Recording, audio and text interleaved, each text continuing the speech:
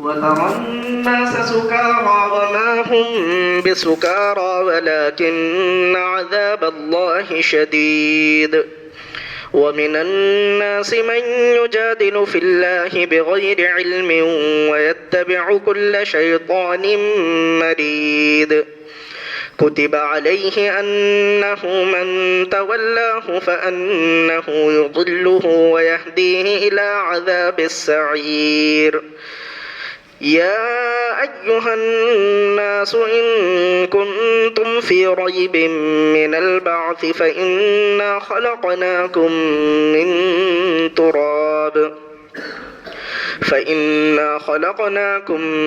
تراب ثم من نطفة ثم من علقة ثم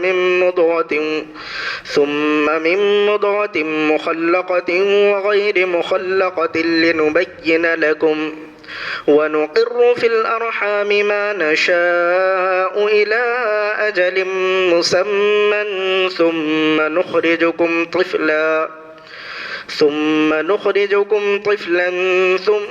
لتبلغوا أشدكم ومنكم من يتوفى ومنكم من يرد إلى أرذل العمر لكي لا يعلم من بعد علم شيئا وترى الأرض هامدة فإذا أنزلنا عليها الماء اهتزت وربت وأنبتت من كل زوج بهيج ذلك بأن الله هو الحق وأنه يحيي الموتى وأنه على كل شيء قدير. اے لوگو اپنے رب سے ڈرو اور یقیناً قیامت کا زلزلہ بہت بڑی چیز ہے۔ اس دن تم دیکھو گے کہ دودھ پلانے والی عورتیں اپنے دودھ پینے والے بچوں کو بھول جائیں گی اور حمل والی عورتیں اپنے حمل کو گرا دیں گی، اور آپ لوگوں کو دیکھیں گے جیسے وہ نشے میں ہوں، حالانکہ وہ نشے میں نہیں ہوں گے، بس اللہ کا عذاب بہت سخت ہوگا۔ لوگوں میں سے کچھ وہ ہیں جو اللہ کے سلسلے میں بغیر علم کے ہی جھگڑا کرتے ہیں، اور وہ شیطان سرکش کی بات کو مانتے ہیں، حالانکہ لکھ دی گئی ہے یہ بات کہ جو بھی شیطان کا دوست ہوگا تو شیطان اس کو گمراہ کر دے گا اور جہنم کے سخت عذاب کی طرف اس کو لے جائے گا۔ اے لوگو، اگر تم اس بات میں شک کرتے ہو کہ مرنے کے بعد دوبارہ زندہ کیا جائے گا تو دیکھو ہم نے تمہیں مٹی سے پیدا کیا، پھر نطفے سے پیدا کیا، پھر جمے ہوئے خون سے پیدا کیا، پھر گوشت کے لوتھڑے سے پیدا کیا، نشان لگے ہوئے اور بغیر نشان لگے ہوئے، یہ اس لیے تاکہ تم بات کو سمجھ جاؤ۔ اور ہم ماں کے رحم میں تمہیں رکھتے ہیں جب تک چاہتے ہیں، ایک متعین مدت تک، پھر تمہیں بچہ بنا کر نکالتے ہیں، اور پھر تم دیکھتے ہی دیکھتے جوان بھی ہو جاتے ہو۔ تم میں سے کچھ تو وہ ہیں جو مر جاتے ہیں، اور کچھ وہ ہیں جو ذلیل عمر تک پہنچ جاتے ہیں، ایسی عمر کہ کچھ ان کو یاد بھی نہیں رہتا۔ اور تم زمین کو دیکھو گے کہ وہ بنجر ہو جاتی ہے، پھر ہم آسمان سے بارش نازل کرتے ہیں تو وہ ہری بھری کھیتیوں کو اور بہترین کھیتیوں کو اگانا شروع کر دیتی ہے۔ یہی ہے وہ اللہ جو حق ہے، اور وہ مردوں کو زندہ کرتا ہے، اور اللہ تو ہر چیز پر قادر ہے۔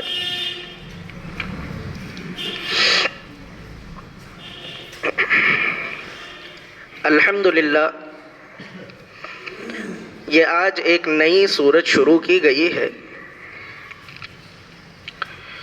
17ویں پارے کا یہ آدھا پارہ پچھلے ہفتے مکمل ہو گیا تھا، اور آج یہ ایک نئی سورت جس کا نام سورہ حج ہے، یہ سورہ حج شروع کی گئی ہے۔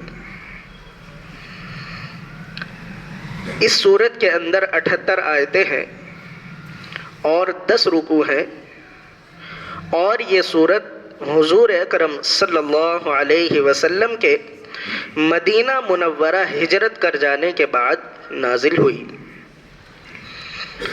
اس صورت کے نام سے مجھے امید ہے کہ آپ حضرات یہ بات سمجھ گئے ہوں گے کہ اس صورت کا نام سورہ حج کیوں ہے۔ ابھی 1-2 رکوع کے بعد حج کا مکمل اور تفصیلی بیان اس صورت میں شروع ہوگا، اس لیے اللہ تعالی نے اس صورت کا نام ہی سورہ حج رکھ دیا۔ اس سے پہلی جو صورت تھی وہ سورہ انبیاء چل رہی تھی، جس میں بہت سارے نبیوں کے قصے، ان کے واقعات، ان کی حکایتیں، ان کے صبر اور شکر کے واقعات، اللہ کی عبادت کے واقعات ہم نے مکمل طور پر سنے۔ آخر میں سید الانبیاء خاتم النبیین حضرت محمد مصطفیٰ صلی اللہ علیہ وسلم کا جو ذکر آیا وہ تمام نبیوں کے ذکر پر حاوی تھا۔ اللہ تعالی نے آپ کے بارے میں فرمایا تھا وَمَا أَرْسَلْنَاكَ إِلَّا رَحْمَةً لِّلْعَالَمِينَ، اے نبی ہم نے آپ کو تمام جہان والوں کے لیے رحمت بنا کر بھیجا ہے۔ یہ تفصیل پچھلے ہفتے بتائی گئی تھی کہ رسول اللہ صلی اللہ علیہ وسلم کی ذات تمام جہان والوں کے لیے رحمت کیسے تھی۔ ایک واقعہ تو بہت شاندار جو بیان کیا گیا تھا، رسول اللہ صلی اللہ علیہ وسلم کے دل میں اپنی امت کے لیے ایسی تڑپ تھی، ایسا درد تھا اور ایسی فکر تھی کہ ہر وقت ہر لمحہ آپ یہی چاہتے تھے کہ بس کسی طرح میری امت اللہ کے عذاب سے بچ جائے، جہنم کے عذاب سے بچ جائے۔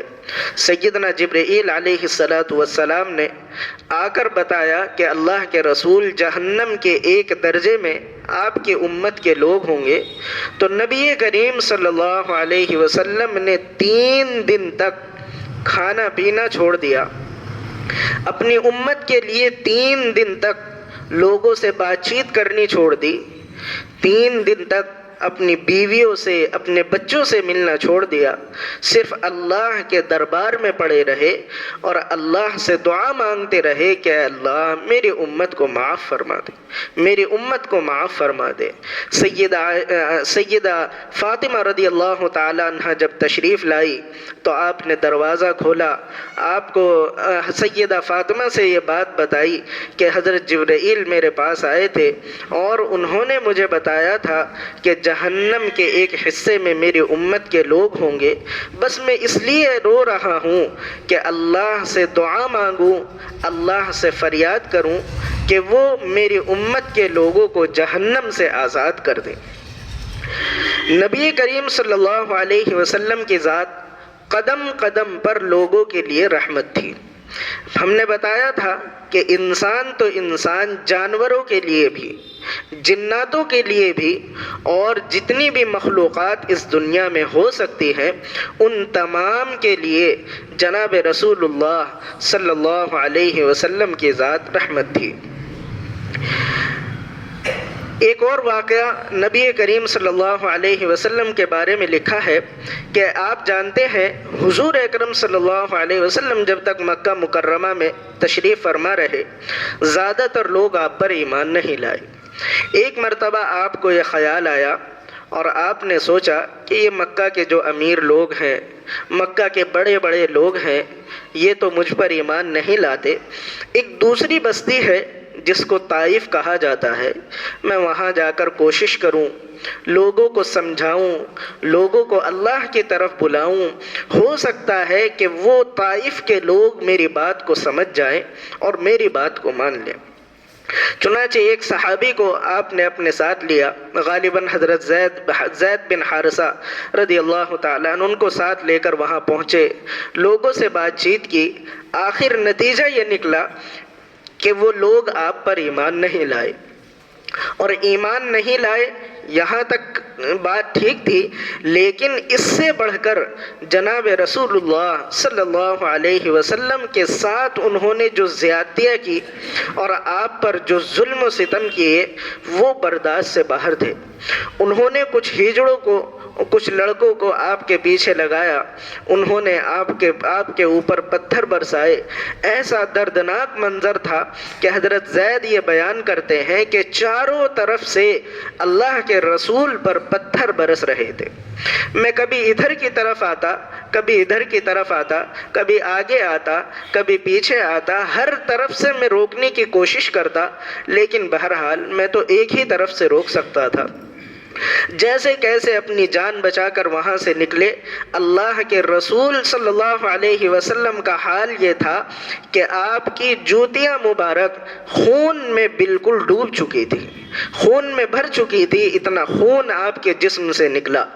آپ ایک باغ میں پہنچے، وہاں پہنچ کر حضرت جبرائیل علیہ السلام تشریف لائے۔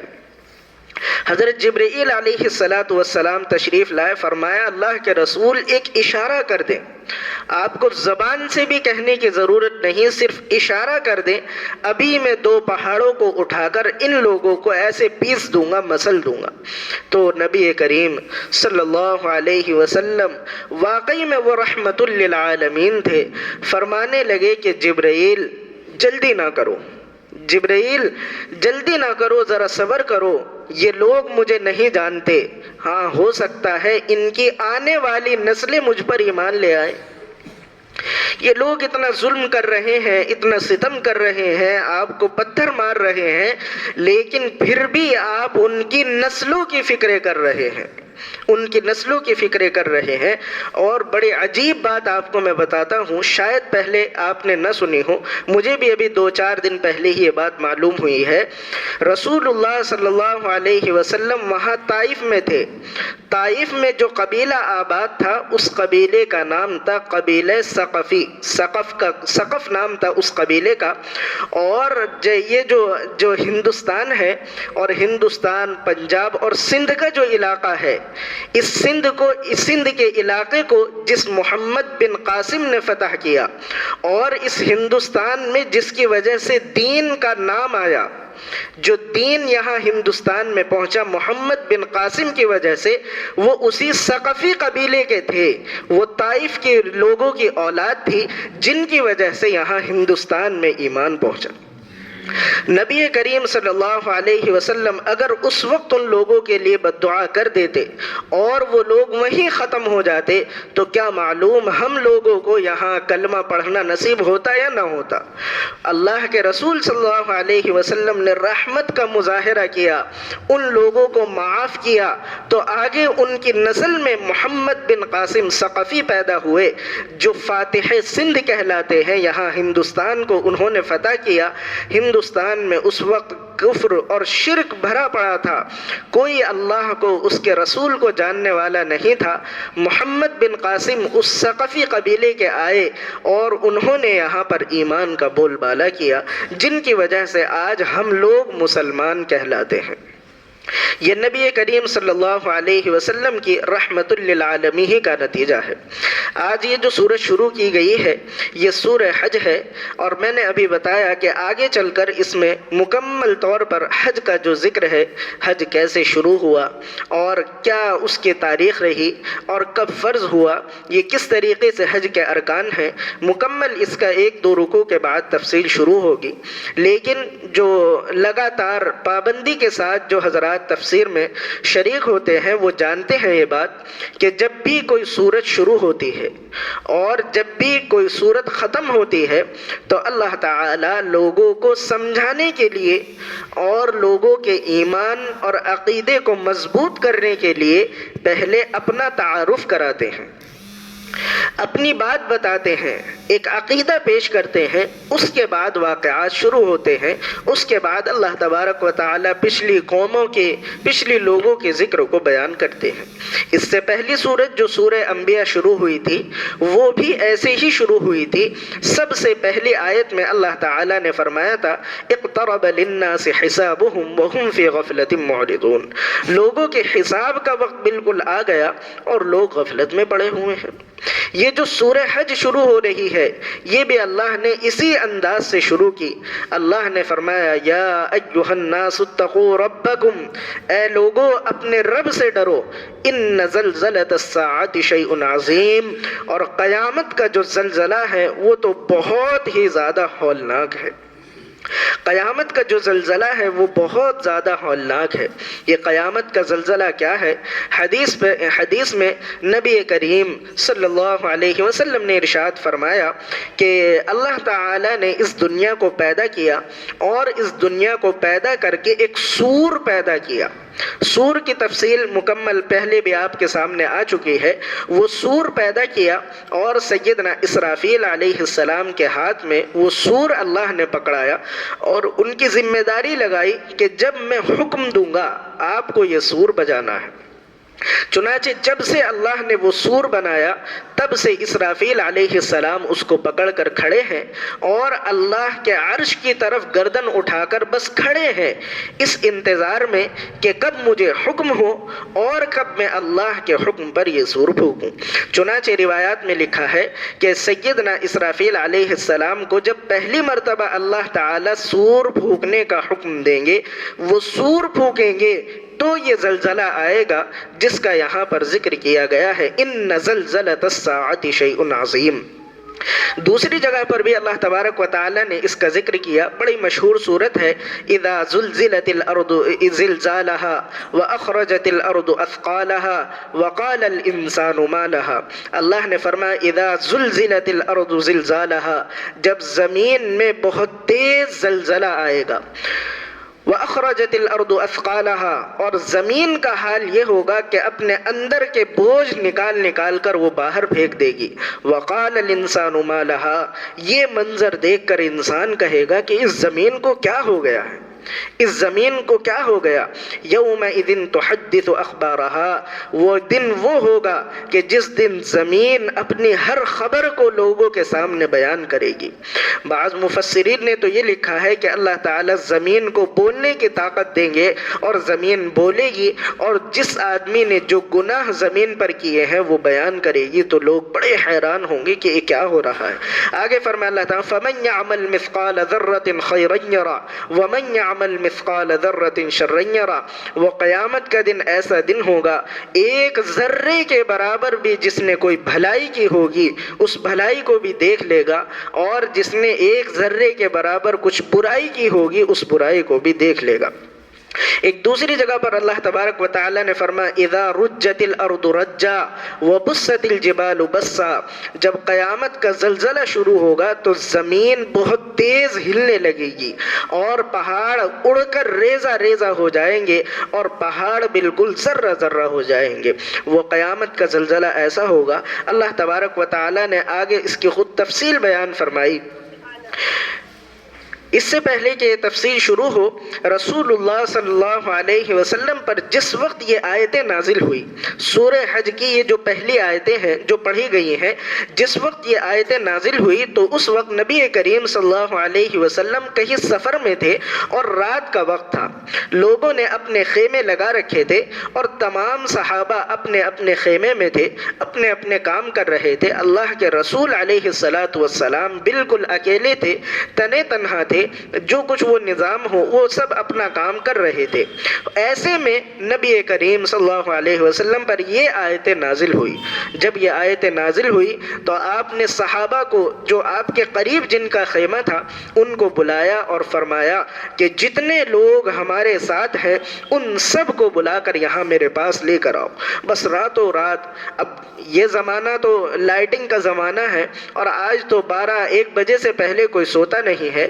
اس زمانے میں تو وہاں لائٹیں نہیں ہوتی تھی، بجلی کا انتظام نہیں تھا، تو لوگ سو جاتے تھے، بس عشاء کی نماز پڑھی اور فوراً سو گئے۔ اب ایسے میں جب اللہ کے رسول صلی اللہ علیہ وسلم نے حکم دیا تو صحابہ کو جمع کیا گیا، سب صحابہ کو اٹھا کر اللہ کے رسول کے پاس لایا گیا۔ تو صحابہ نے پوچھا کہ اللہ کے رسول کیا مسئلہ پیش آ گیا، کوئی پریشانی آپ کو ہے، کوئی دقت ہے تو بتائیے۔ رسول اللہ صلی اللہ علیہ وسلم نے فرمایا کہ ابھی جبرائیل میرے پاس آئے تھے اور یہ آیتیں مجھے سنا کر گئے ہیں جو میں میں تمہیں سنانا چاہتا ہوں، میرے دل برداشت نہیں کر رہا ہے ان آیتوں کو، تو میں تمہیں سنا کر اپنے درد کو ذرا ہلکا کرنا چاہتا ہوں۔ صحابہ متوجہ ہوئے کہ ایسی کون سی آیت ہے کہ اللہ کے رسول صلی اللہ علیہ وسلم کا دل ان آیتوں کو برداشت نہیں کر رہا۔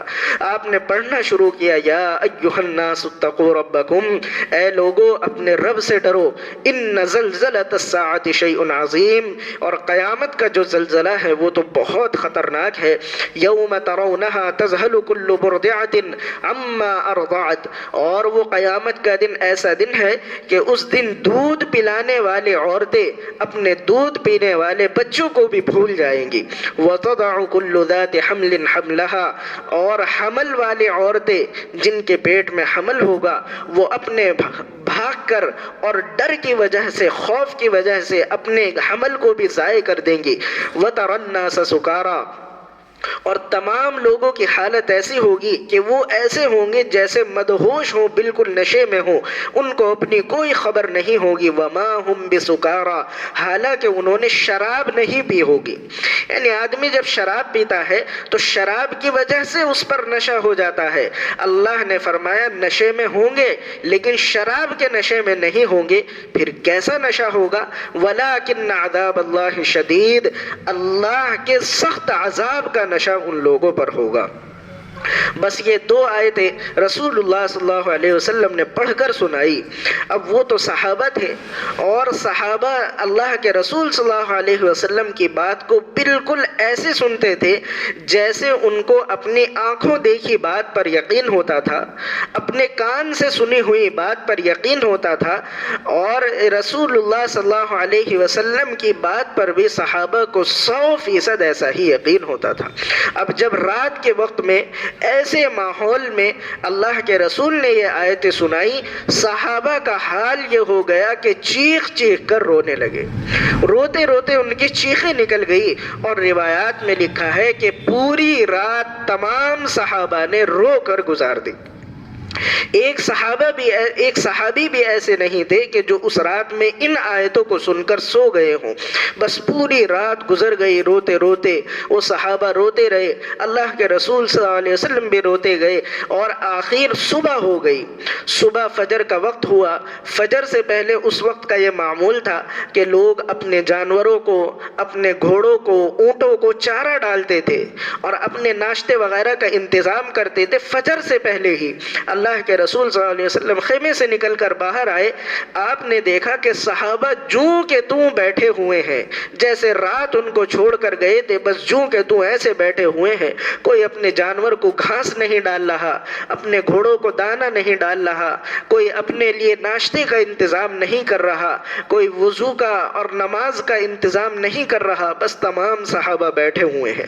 اللہ کے رسول نکلے، صحابہ کے سامنے انہوں نے وضو کیا، وضو کر کے مصلی پر پہنچے، صحابہ نے دیکھا کہ اللہ کے رسول نماز پڑھانے کے لیے نکل چکے ہیں۔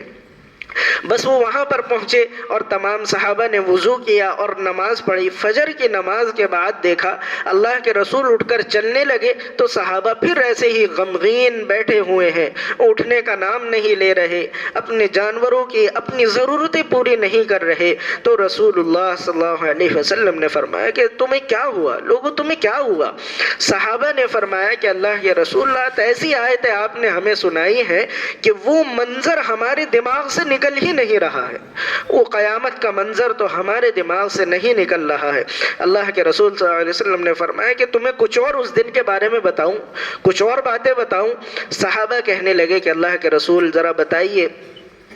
کہنے لگے نبی کریم صلی اللہ علیہ وسلم کہ تم جانتے بھی ہو کہ جب یہ ماحول ہو جائے گا، یعنی عورتیں اپنے بچوں کو دودھ پلانا بھول جائیں گی اور حمل والی عورتیں اپنا حمل گرا دیں گی، اس کے بعد کیا ہوگا تم یہ بھی جانتے ہو؟ اللہ کے رسول صلی اللہ علیہ وسلم نے اپنے صحابہ سے فرمایا کہ اس سب کے بعد بھی تم جانتے ہو کیا ہوگا؟ صحابہ نے کہا کہ اللہ اور اس کے رسول ہی جانتے ہیں، ہمیں تو معلوم نہیں۔ رسول اللہ صلی اللہ علیہ وسلم نے فرمایا کہ اس کے بعد یہ ہوگا ہوگا کہ اللہ تعالی حضرت آدم علیہ السلام کو آواز لگائیں گے اور آواز لگا کر اپنے پاس بلائیں گے. اللہ تعالیٰ فرمائیں گے کہ آدم یہاں آؤ میرے پاس. آدم علیہ السلام دوڑے ہوئے آئیں گے تو اللہ تعالیٰ فرمائیں گے کہ آدم یہ تمہاری اولاد ہے، یہ جو سامنے پھیلی ہوئی ہے یہ سب کے سب تمہاری اولاد ہے، اور ان اپنی اولاد میں سے جو جہنم میں جانے والے ہیں ان کو نکالو. جو جہنم میں جانے والے ہیں، جو دوزخ میں جلنے والے ہیں، تم ان کو نکالو. حضرت آدم علیہ السلام پریشان ہوں گے کہ جہنم میں جانے والے کون ہیں، تو فرمائیں گے اللہ تعالیٰ سے کہ اللہ کون جہنم میں جائے گا، مجھے تو معلوم نہیں کون جائے گا جہنم میں. تو اللہ تعالیٰ اس وقت میں فرمائیں گے، رسول اللہ صلی اللہ علیہ وسلم نے فرمایا کہ اللہ تعالیٰ حضرت آدم کو فرمائیں گے کہ 1000 میں سے 999 جہنم میں جانے والے ہیں. 1000 میں سے 999 جہنم میں جانے والے ہیں. بس صحابہ نے تو جو پہلے سنا تھا اسی کی وجہ سے ان کی حالت خراب تھی. جب یہ سنا کہ 1000 میں سے 999 جہنم میں جائیں گے، بس وہ پھر مدہوش ہو گئے، پھر وہ چیخ چیخ کر رونے لگے، پھر ان کی حالت خراب ہو گئی، بے ہوشی، بعض صحابہ پر بے ہوشی طاری ہو گئی. ایسا ماحول پھر دوبارہ پیدا ہو گیا. رسول اللہ صلی اللہ علیہ وسلم نے فرمایا کہ صحابہ گھبراؤ مت، لوگوں تم گھبراؤ مت، میری پوری بات تو سن لو، تم گھبراؤ مت. بس صحابہ کو ذرا چین ہوا تو فرمایا کہ اللہ کے رسول 1000 میں سے 999 جہنم میں جائیں گے تو ہم میں سے کون بچے گا؟ کون بچے گا ہم میں سے؟ جو ایک آدمی ہے جو جہنم سے بچے گا وہ کون ہوگا؟ اس کے ذرا بتائیں تو صحیح، وہ کون خوش قسمت ہوگا؟ رسول اللہ صلی اللہ علیہ وسلم نے فرمایا کہ صحابہ گھبرانے کی ضرورت نہیں ہے. 1000 میں سے 999 جہنم میں جائیں گے، لیکن ان 999 وہ یاجوج ماجوج ہوں گے، اور جو ایک ہوگا وہ تمہارے اندر سے ہوگا اور تم جنت میں جاؤ گے. یعنی 1000 میں سے ایک آدمی جنت میں جائے گا، جو جنت میں جائے گا وہ تم میں سے ایک ہوگا، اور 999 یاجوج ماجوج میں سے ہوں گے جو جہنم میں جائیں گے. صحابہ کو ذرا کچھ اطمینان ہوا تو رسول اللہ صلی اللہ علیہ وسلم نے اس سے آگے بڑھ کر فرمایا. اللہ کے رسول نے فرمایا قسم ہے اس ذات کی جس کے قبضے میں محمد کی جان ہے، یاد رکھنا تم جب جنت میں جاؤ گے تو میرے صحابہ اور میرے امت کے لوگوں کی 2/3 تعداد جنت میں ہوگی. یعنی پوری جنت میں جتنے لوگ ہوں گے ان میں سے 2/3 میرے صحابہ ہوں گے اور میری امت کے لوگ ہوں گے. باقی 1/3 میں جتنے نبی آئے ہیں ان سب نبیوں کی امت کے لوگ ہوں گے. یعنی تمام 1,24,000 تقریباً نبی آئے ہیں، ان تمام نبی اور ان پر ایمان لانے والے لوگ 1/3 ہوں گے، اور اللہ کے رسول صلی اللہ علیہ وسلم کی امت کے جو لوگ ہیں، آپ پر ایمان لانے والے جو لوگ ہیں وہ 2/3 ہوں گے جو جنت میں جائیں گے. بہرحال جب اتنی بڑی بات اللہ کے رسول نے فرمائی تو صحابہ کو کچھ اطمینان ہوا، اور پھر صحابہ کہنے لگے کہ اللہ کے رسول یہ تو چلیے ہم جنت میں جائیں گے، یہ مسئلہ تو حل ہو گیا، لیکن یہ اتنا ہولناک منظر ہوگا یوم ترونہا تذہلو کہ اس دن دودھ پلانے والی عورتیں اپنے دودھ پینے والے بچوں کو ہی بھول جائیں گے. یعنی دنیا میں سب سے زیادہ محبت کا جو رشتہ ہوتا ہے وہ ماں اور بیٹے کا رشتہ ہوتا ہے، ماں کا اور اس کی اولاد کا رشتہ ہوتا ہے، اور ماں کی محبت کی تو مثالیں دی جاتی ہیں. اور قیامت کا دن ایسا ہوگا کہ ماں اپنی ممتا کو ہی بھول جائے گی. یہ کیسا دن ہوگا؟ اللہ کے رسول نے فرمایا کہ دیکھو بھائی یہ تو قرآن کی بات ہے، یہ تو سچی ہے. وہ واقعی دن ایسا ہوگا، ایسا ہولناک منظر ہوگا اور ایسا سخت دن ہوگا کہ اس دن واقعی یہ سب کچھ ہوگا کہ وہ عورتیں، ماں اپنے بیٹوں کی، اپنے بچوں کی محبت اس کے دل سے نکل جائے گی، اور حمل والی عورتیں اپنے حمل کو گرا بیٹھیں گی. یہ رسول اللہ صلی اللہ علیہ وسلم نے بیان فرمایا. ترجمہ ایک مرتبہ پھر سن لیں. فرمایا کہ اے لوگو اپنے رب سے ڈرو، اور قیامت کا جو زلزلہ آئے گا وہ بڑا دردناک، بڑا سخت ہوگا، اور وہ دن ایسا ہوگا کہ جس دن دودھ پلانے والی عورتیں اپنے دودھ پینے والے بچوں کو بھی بھول جائیں گی. وَتَضَعُ كُلُّ ذَاتِ حَمْلٍ حَمْلَهَا، اور حمل والی عورتیں اپنے حمل کو گرا بیٹھیں گی. وَتَرَى النَّاسَ سُكَارَى، اور لوگ مدہوشی میں ہوں گے. وما ہم بسکارا، حالانکہ انہوں نے شراب نہیں پی ہوگی، ولکن عذاب اللہ شدید، وہ تو اللہ کے سخت عذاب کی وجہ سے پاگل پن میں مبتلا ہوں گے۔ آگے فرمایا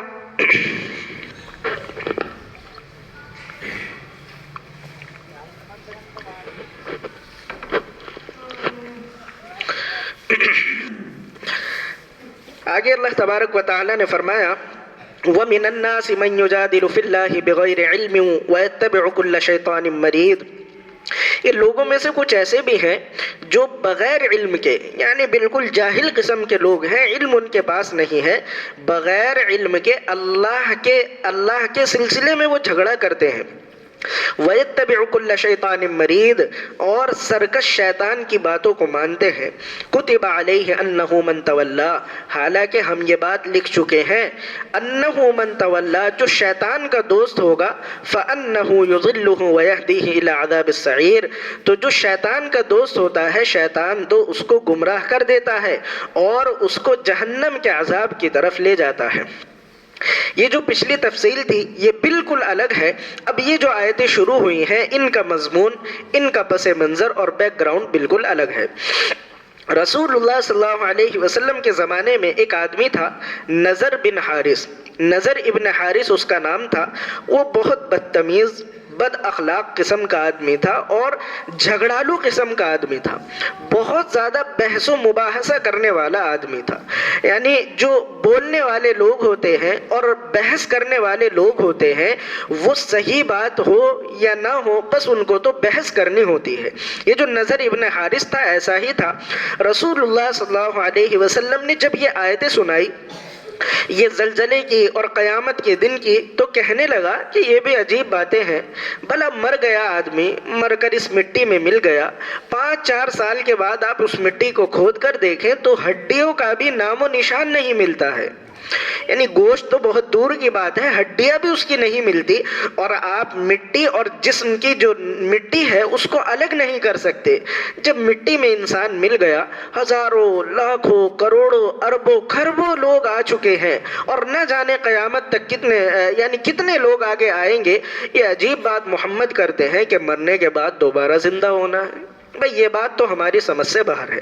وہ نضر بن حارث یہ کہتا تھا اور لوگوں سے، صحابہ سے ایسا جھگڑا اور ایسا بحث و مباحثہ کرتا تھا کہ صحابہ اس کو سمجھاتے تھے، لیکن جس کی عادت بحث کرنے کی ہوتی ہے وہ بات کو سمجھتا نہیں ہے، بس وہ تو رد کرتا تھا اور بولتا تھا، جھگڑا کرتا تھا اور بات کو اسے سمجھنا نہیں ہوتا تھا۔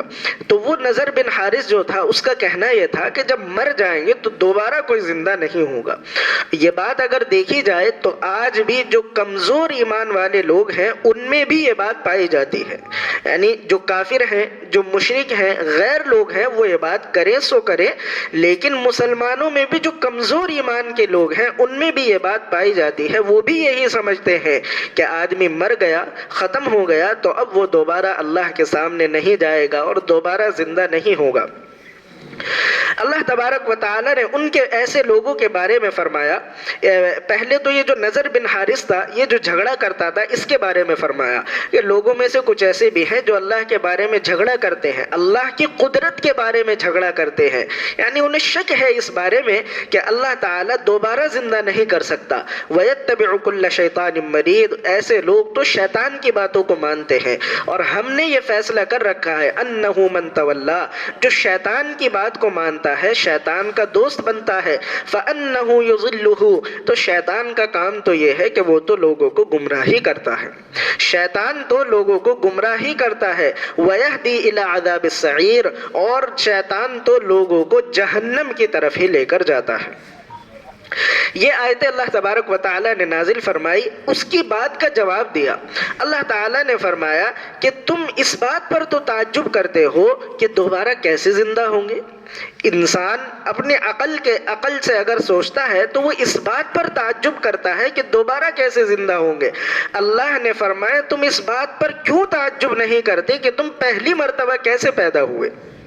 یعنی دوبارہ پیدا ہونے پر تو تمہیں تعجب ہو رہا ہے، دوبارہ پیدا ہونے پر تمہیں شک ہو رہا ہے، اس بات پر تعجب نہیں کرتے کہ تم پہلے کیسے پیدا ہوئے۔ حالانکہ ایک چیز جب پہلے پیدا ہو جاتی ہے، ایک سیمپل جب پہلے پیدا ہو جاتا ہے، اس کو دیکھ کر آپ 1,00,000 پیس بنا لیں، کوئی مشکل نہیں ہے۔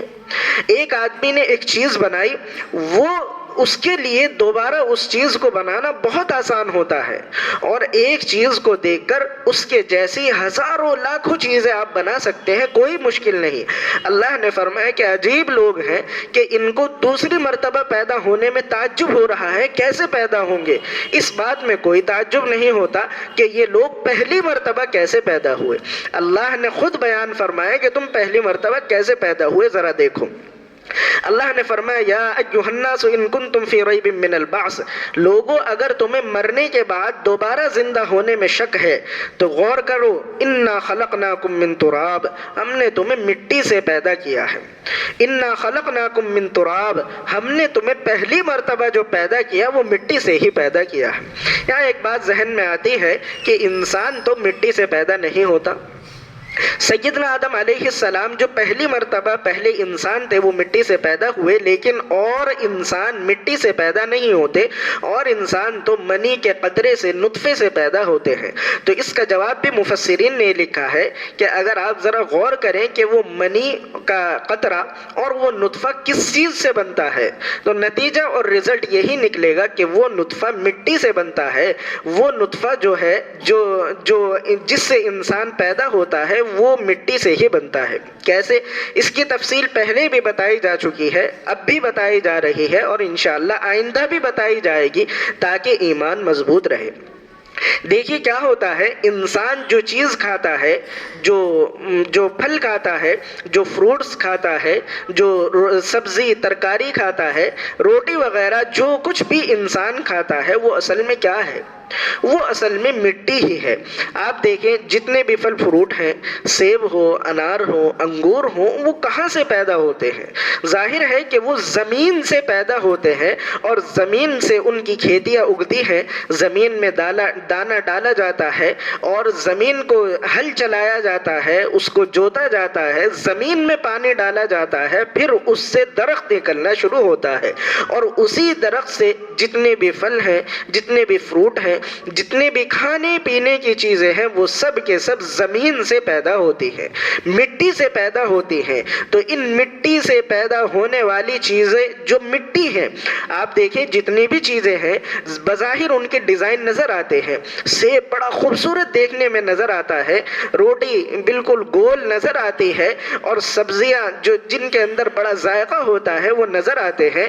آپ ان کو ذرا 2-4 دن مٹی میں، زمین میں گاڑ دیں تو ان کا نام و نشان بھی نہیں رہے گا، وہ خود بخود مٹی بن جائیں گے۔ یہ تو اللہ کا کرم ہے، اللہ کا فضل ہے، اس نے ان چیزوں کو ڈیزائن دے دیا، ان میں رنگ بھر دیے، ان میں ذائقہ بھر دیا، ان میں مٹھاس ڈال دیا۔ یہ اللہ کا فضل ہے، اللہ نے ان کو بدل دیا، اور ہم ان بدلی ہوئی چیزوں کو کھاتے ہیں اور خوش ہوتے ہیں، حالانکہ اصل میں وہ چیزیں مٹی ہی ہیں۔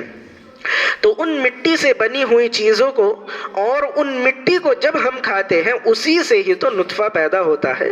انسان جب غذا کھاتا ہے تو کچھ غذا کا اس کے جسم میں خون بن جاتا ہے، کچھ کا بلغم بن جاتا ہے، کچھ کا اس کا گوشت بن جاتا ہے، اور کچھ حصے کا نطفہ بن جاتا ہے۔ تو جو انسان کھا رہا ہے وہ مٹی ہے، اس مٹی سے نطفہ بن رہا ہے، اس نطفے سے پھر انسان پیدا ہو رہا ہے۔ تو انسان تو مٹی سے ہی پیدا ہو رہا ہے۔ اور دیکھا جائے تو سب سے پہلے انسان حضرت آدم علیہ السلام جو سب کے اصل ہیں، سب کے باپ ہیں، وہ بھی مٹی سے پیدا ہوئے۔ اسی لیے اللہ نے فرمایا لوگو میں نے تمہیں مٹی سے پیدا کیا، میں نے تمہیں مٹی سے پیدا کیا۔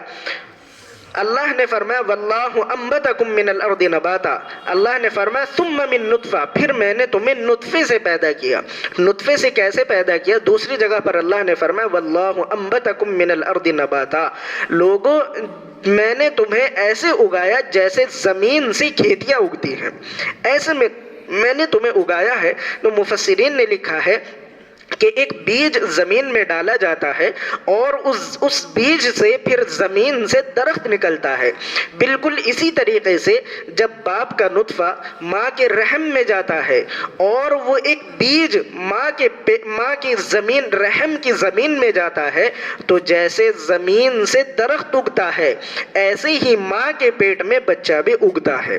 اسی لیے اللہ نے فرمایا ثم من نطفہ، لوگوں میں نے تمہیں نطفے سے پیدا کیا، ثم من علقہ، پھر تمہیں جمے ہوئے خون سے پیدا کیا، ثم من مضغہ، اور پھر تمہیں لوتھڑے سے، گوشت کے لوتھڑے سے پیدا کیا، مخلقۃ وغیر مخلقۃ، اور وہ گوشت کا لوتھڑا ایسا ہے جس پر نشان لگے ہوئے ہیں اور نشان نہیں لگے ہوئے ہیں۔ لِنُبَيِّنَ لَكُمْ، اور یہ میں نے اس لیے بیان کیا، یہ میں نے جو باتیں بیان کی یہ اس لیے تاکہ تم اس بات کو سمجھ جاؤ، تم سمجھ جاؤ کہ دوسری مرتبہ پیدا کرنا کوئی مشکل کام نہیں ہے۔ پہلی مرتبہ پیدا کرنا مشکل کام ہے، جب ہم نے پہلی مرتبہ پیدا کر دیا تو دوسری بار پیدا کرنا ہمارے لیے کیا مشکل ہے۔ دیکھیے یہاں پر اللہ نے کچھ باتیں بیان کی کہ میں نے تمہیں کیسے پیدا کیا۔ سب سے پہلے مٹی سے پیدا کیا، پھر نطفے سے پیدا کیا، ثم من علقہ، پھر جمے ہوئے خون سے پیدا کیا، ثم من مضغہ، پھر میں نے تمہیں گوشت کے لوتھڑے سے، گوشت کے ٹکڑے سے پیدا کیا۔ جناب رسول اللہ صلی اللہ علیہ وسلم نے اس کی تفصیل بیان فرمائی کہ جب باپ کا نطفہ ماں کے رحم میں، ماں کے پیٹ میں جاتا ہے تو 40 دن تک وہ نطفہ رہتا ہے۔ جیسے قطرہ، منی کا قطرہ ہوتا ہے 40 دن تک دھو بہو ایسے ہی رہتا ہے۔ جب 40 دن گزر جاتے ہیں، 40 دن گزر جانے کے بعد ثم من علقہ، پھر وہ جمع ہوا خون ہو جاتا ہے۔ بقرعید کے موقع پر آپ نے دیکھا ہوگا کہ جب جانوروں کو ذبح کیا جاتا ہے اور ان کا خون نکلتا ہے، وہ خون جم جاتا ہے، تو ایسے اللہ نے فرمایا یہ جو جمع ہوا خون ہے 40 دن کے بعد بچہ جمع ہوا خون بن جاتا ہے۔ ثم من مضغہ، پھر رسول اللہ صلی اللہ علیہ وسلم نے فرمایا کہ 40 دن نطفہ، پھر 40 دن کے بعد وہ بدل کر خون کا لوتھڑا بن جاتا، خون کا جمع ہوا خون بن جاتا ہے، پھر اس کے 40 دن کے بعد وہ ایسا ہو جاتا ہے جیسا گوشت کا ٹکڑا ہوتا ہے، گوشت کا ٹکڑا ہوتا ہے، ایسا گوشت کا ٹکڑا بن جاتا ہے۔ اور پھر فرمایا رسول اللہ صلی اللہ علیہ وسلم نے کہ اس کے بعد یعنی 40 40 80 اور 40 120 120 دن جب گزر جاتے ہیں تو پھر اس کے بعد 40 دن میں یہ نظام بنتا ہے کہ اللہ تبارک و تعالیٰ اس بچے کا مکمل جسم بناتے ہیں۔ یعنی ابھی تک وہ جو گوشت کا لوتھڑا تھا، اب 120 دن کے بعد، 4 مہینے کے بعد وہ بچہ اپنے ڈیزائن لینا شروع ہوتا ہے، ہاتھ پیر بنتے ہیں، اس کا سر بنتا ہے، مکمل بنتا ہے، اور 40 دن میں وہ بچہ مکمل ہو جاتا ہے۔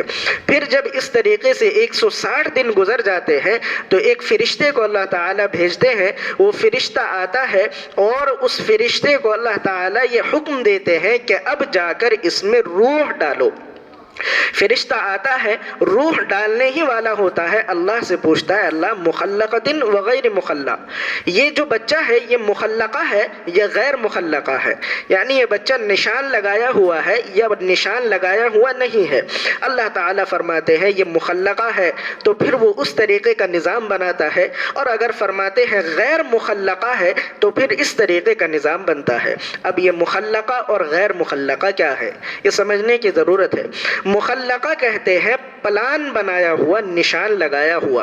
جب وہ فرشتہ آتا ہے اور بچے میں روح پھونکنے والا ہوتا ہے، اس کو زندہ کرنے والا ہوتا ہے، تو اللہ سے پوچھتا ہے اللہ یہ مخلقہ ہے یا غیر مخلقہ ہے، یعنی اس بچے کا پلان بنا لیا گیا ہے یا ابھی پلان نہیں بنا، یعنی اس بچے کو پیدا ہو کر آگے زندہ رہنا ہے یا زندہ نہیں رہنا ہے۔ پلان بنانے کا مطلب یہ ہوتا ہے کہ آگے یہ بچہ بڑا ہوگا، بڑا ہو کر کیا کام کرے گا اور کیا یہ کیسے کیسے کام کرے گا، اچھا ہوگا نیک ہوگا، یہ اس کا پلان بن گیا ہے یا پلان نہیں بنا۔ اگر اللہ تعالیٰ کہتے ہیں مخلقہ، اس کا پلان بن چکا ہے، تو بس وہ فرشتہ پھونک مارتا ہے اور وہ بچہ زندہ ہو جاتا ہے اور زندہ ہو کر وہ پیدا ہو جاتا ہے۔ اور اگر اللہ تعالیٰ فرماتے ہیں غیر مخلقہ ہے، یعنی اس کا پلان نہیں بنا، اس پر نشان نہیں لگایا گیا، اس کا مطلب یہ ہے کہ یہ بچہ زندہ نہیں رہے گا، بس وہ پھر فرشتہ فرشتہ اس کے اندر روح نہیں پھونکتا بلکہ اس کے ضائع ہونے کا نظام بنا دیتا ہے. وہ بچہ ضائع ہو جاتا ہے، کبھی ماں کے پیٹ میں مر جاتا ہے، کبھی پیدا ہونے پر مر جاتا ہے. یہ ہے مخلقہ اور غیر مخلقہ.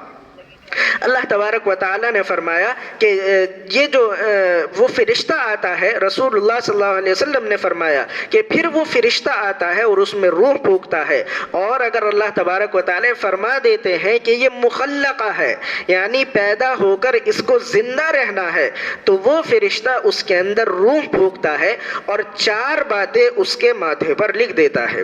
4 باتیں وہ فرشتہ اس بچے کے ماتھے پر لکھ دیتا ہے. نمبر 1، اس بچے کی عمر کتنی ہوگی، یہ اس کے ماتھے پر لکھ دیا جاتا ہے. نمبر 2، اس کو رزق کتنا ملے گا، کتنا یہ کھائے گا، کتنا پیے گا، کتنا کمائے گا، کہاں کہاں سے کمائے گا، کتنا رزق اس کو ملے گا، یہ دوسری چیز اس کے ماتھے پر لکھ دی جاتی ہے. نمبر 3، یہ بچہ نیک ہوگا یا برا ہوگا، یہ بھی اس کے ماتھے پر ماں کے پیٹ میں ہی لکھ دیا جاتا ہے.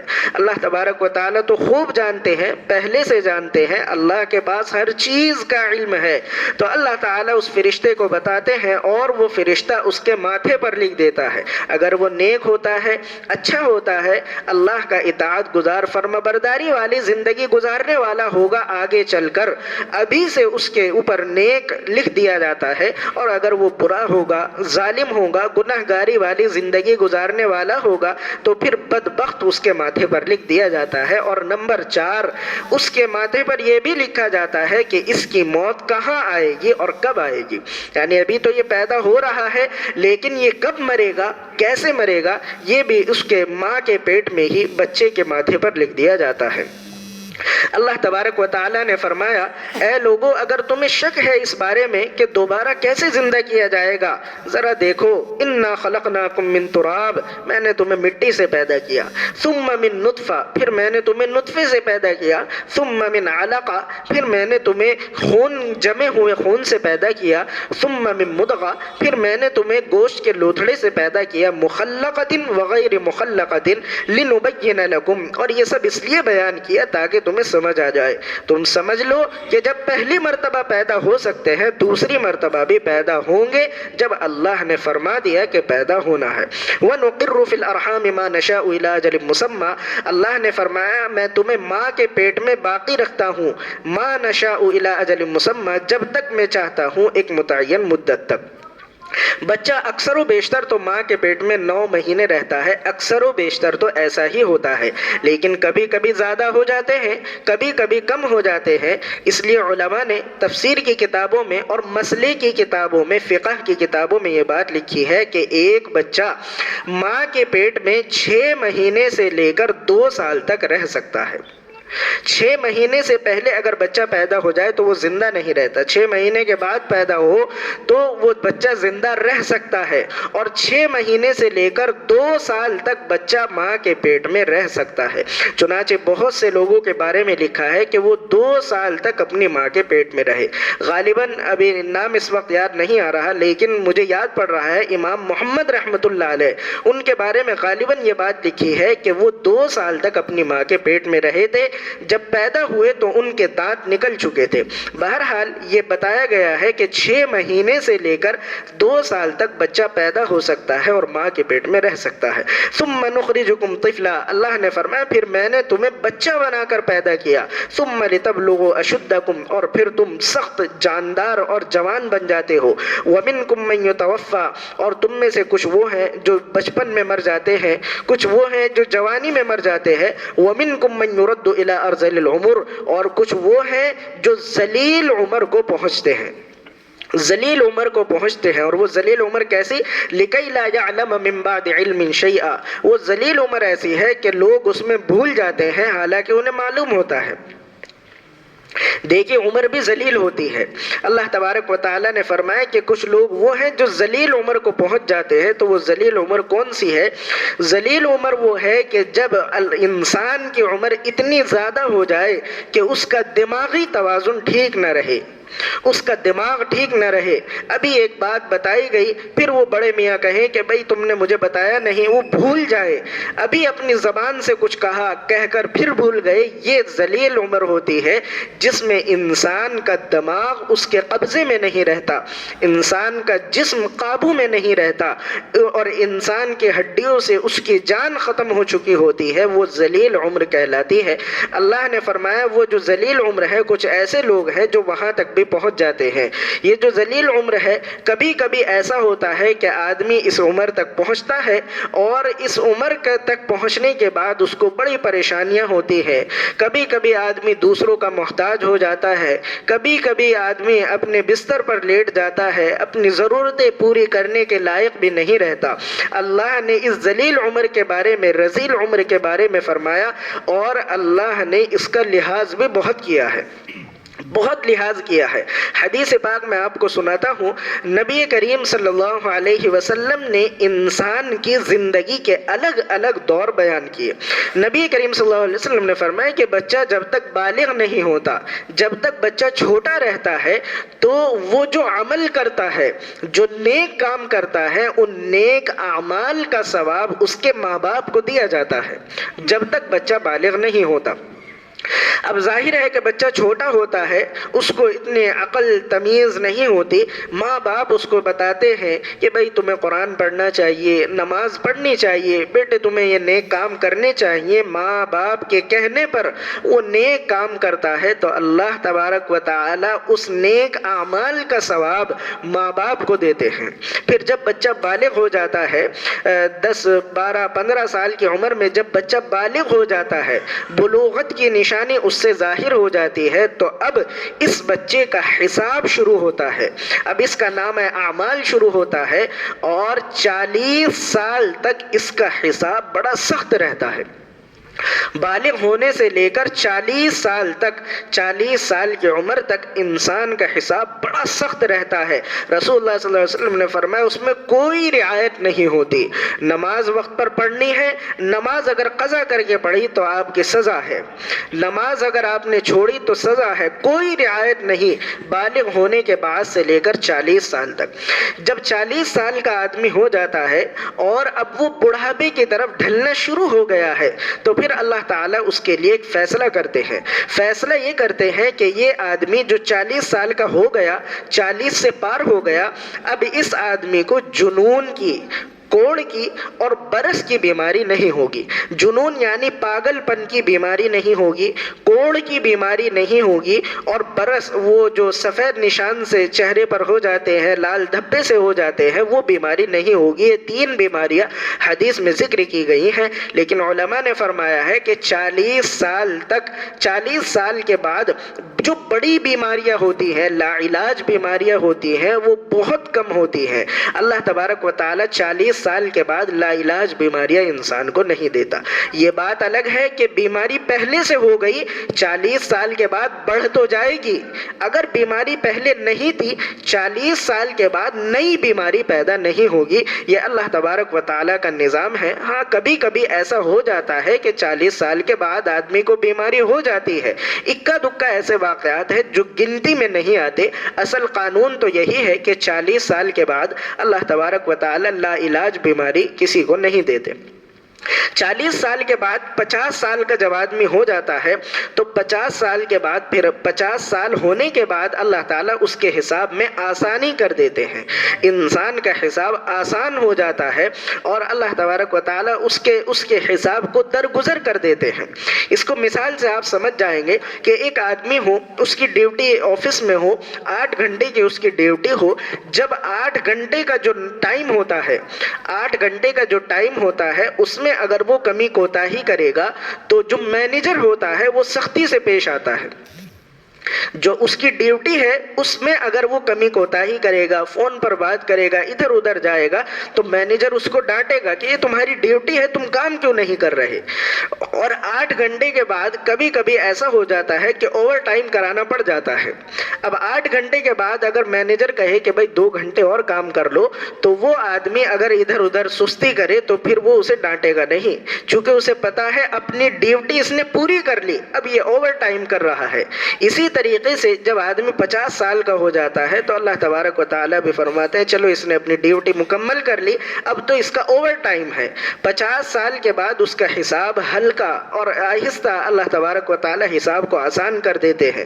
یعنی مثال کے طور پر آدمی نے اول وقت میں نماز نہیں پڑھی یا اس کی نماز کسی مجبوری میں قضا ہو گئی تو اللہ تعالیٰ فرشتوں کو فرماتے ہیں چلو بس ادا کا ثواب لکھ دو۔ یعنی 50 سال کے بعد حساب آسان ہو جاتا ہے۔ اور جب آدمی 60 سال کا ہو جاتا ہے، 50 سال سے 60 سال کا جب ہو جاتا ہے تو اللہ تعالیٰ اس آدمی کو اپنی طرف متوجہ ہونے کی توفیق دے دیتے ہیں۔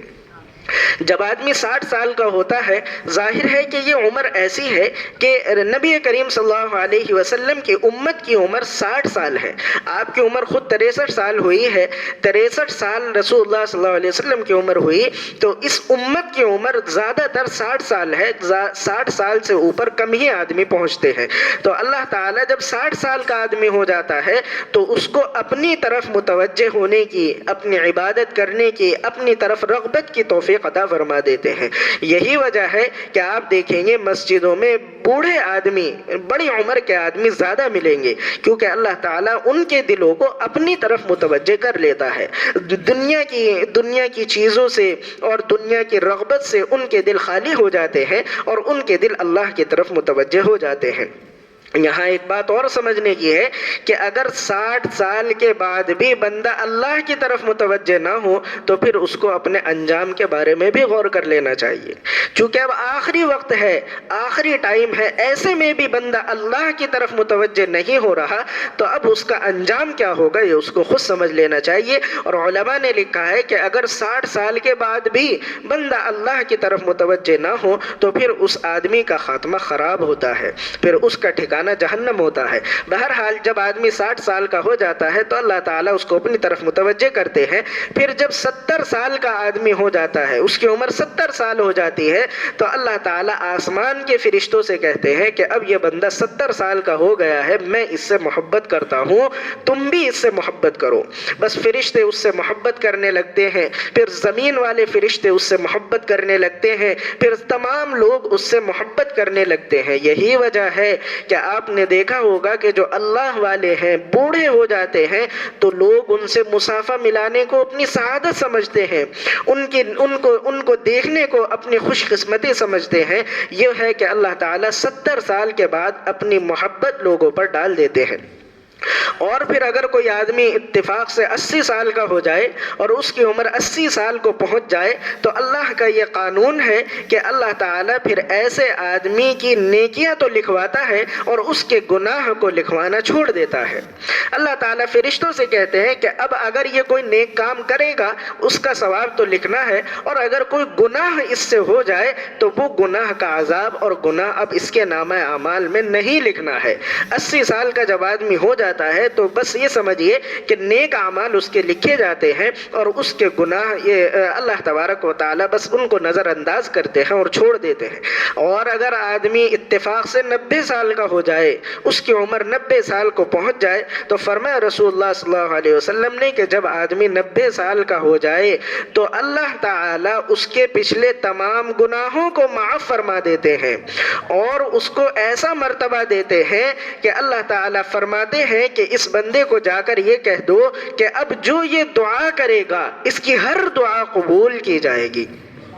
جب بندہ 90 سال کا ہو جاتا ہے تو یہ الگ الگ دور ہے کہ جب بچپن میں ہوتا ہے تو اس کے ماں باپ کو ثواب پہنچتا ہے، پھر جب بالغ ہو جاتا ہے تو 40 سال تک اس کا حساب بہت سخت ہوتا ہے، 40 سال سے 50 سال تک اللہ تعالیٰ فیصلہ کرتے ہیں کہ لا علاج بیماریاں اس کو نہیں دیتے، 50 سال کے بعد اس کا حساب آسان ہو جاتا ہے، 60 سال کے بعد اللہ تعالیٰ اس کو اپنی طرف متوجہ کرتے ہیں، 70 سال کے بعد اللہ تعالیٰ اس سے محبت کرنے لگتے ہیں، 80 سال کے بعد اس کی نیکیاں تو لکھی جاتی ہیں، گناہ نہیں لکھے جاتے، اور 90 سال کے بعد پچھلے تمام گناہ معاف ہو جاتے ہیں اور اس بندے کی ہر دعا قبول کی جاتی ہے۔ لیکن ان تمام چیزوں میں ایک شرط ہے، شرط یہ ہے کہ بندہ اللہ کو راضی کرنے والا ہونا چاہیے، تو یہ کام ہوں گے۔ اگر بندہ اللہ کی نافرمانی والی زندگی گزارے گا تو پھر اس کے ساتھ اللہ کے یہ وعدے نہیں ہیں۔ ظاہر ہے کہ ایک آدمی شراب میں مست ہو، ساری زندگی اس کی زنا میں گزر گئی ہو، جھوٹ بولتے بولتے اس کے پیر قبر میں لٹک گئے ہوں، بڑھاپے کے بعد بھی جھوٹ غیبت سے وہ باز نہ آ رہا ہو، تو پھر ایسے آدمی کو سے اللہ تعالیٰ کہاں محبت کریں گے؟ پھر اس کو اللہ تعالیٰ کہاں اپنی طرف متوجہ کریں گے؟ پھر ایسے آدمی کے بارے میں تھوڑا ہی فیصلہ ہوگا کہ اس کی نیکیاں لکھی جائیں اور گناہ نہ لکھے جائیں۔ پھر ایسے آدمی کے بارے میں یہ فیصلہ نہیں ہوگا کہ اس کے پچھلے گناہ معاف ہو گئے اور اس کی دعائیں قبول کی جائیں گی۔ یہ معاملے تو ان لوگوں کے ساتھ ہوتے ہیں جو اللہ کو راضی کرنے کی کوشش کریں۔ اللہ تعالیٰ ہم سب کو بھی توفیق عطا فرمائے۔ بسم اللہ۔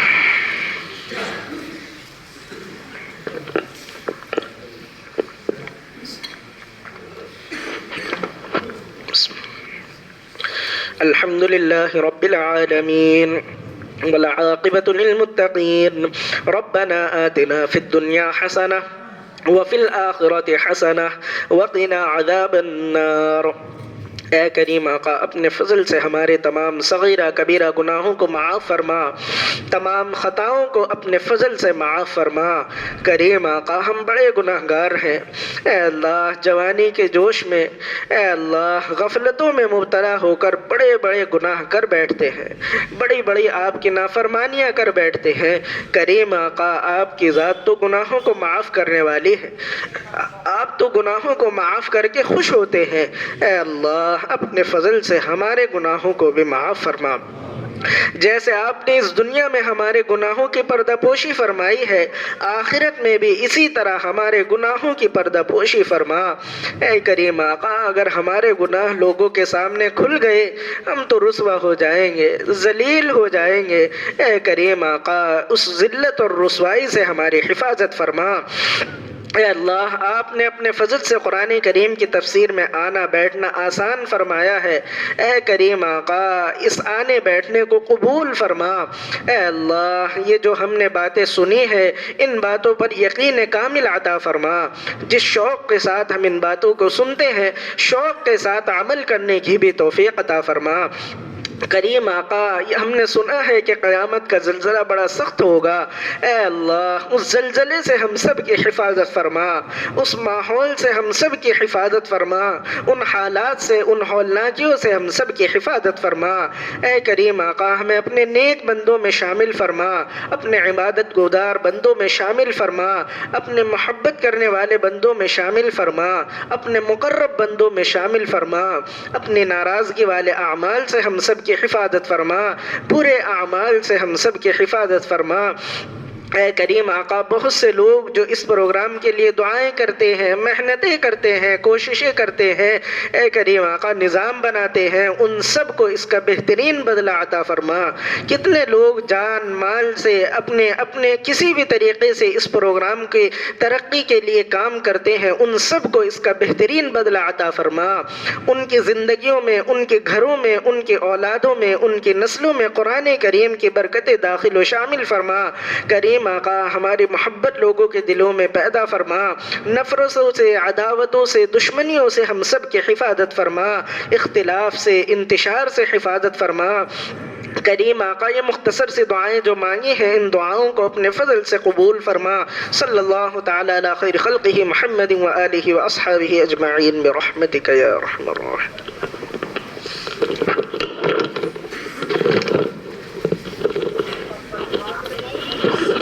کل سے عشاء کی نماز 8 بجے ہوگی اور تفسیر والے دن بھی 8 بجے ہوگی انشاءاللہ۔ چل نہیں رہا تھا کیا؟ چلا نہیں آج فون آیا تھا ایک آدمی کا کہ چل نہیں رہا، چل رہا ہے۔ اچھا نیٹ بتا رہے نیٹ سے کنیکٹ نہیں ہو رہا ہے۔ میں نے کہا بزنس کا ہے